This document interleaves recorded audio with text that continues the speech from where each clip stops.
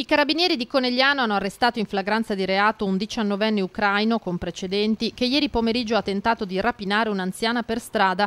L'episodio intorno alle 14 in via Manin, col 19enne che ha avvicinato una donna di 75 anni, l'ha strattonata e l'ha strappato dal collo 2 collanine d'oro. Ma non è riuscito a scappare dal momento che un passante lo ha bloccato e trattenuto sul posto finché non sono arrivati i carabinieri che lo hanno dichiarato in arresto. L'anziana intanto è stata accompagnata al pronto soccorso di Conegliano e visitata. Le sono state diagnosticate scoriazioni al collo guaribili in 3 giorni. Vigili del fuoco in azione a Corbanesi di Tarzo questa mattina per un'allerta serpente. Alcuni residenti hanno segnalato la presenza di un grosso rettile, forse un pitone, che sarebbe stato visto aggirarsi nel parco della frazione.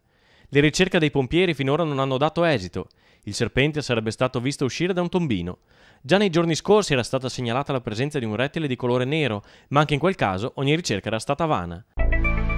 I carabinieri del nucleo ispettorato del lavoro di Treviso hanno sospeso l'attività di un'azienda di fontanelle specializzate in rivestimenti per mobili. I militari hanno riscontrato la presenza di 2 lavoratori in nero. L'azienda resterà chiusa fino alla regolarizzazione dei 2 dipendenti. Il titolare, un 39enne, è stato inoltre denunciato per violazione delle norme sulla sicurezza sul lavoro. Rischia complessivamente sanzioni per 8.000 euro.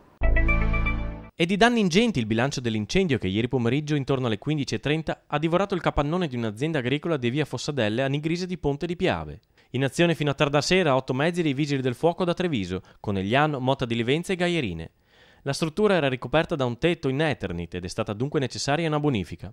Nel rogo hanno trovato la morte 2 cani e una ventina di conigli. Probabile che a innescare l'incendio sia stato un cortocircuito.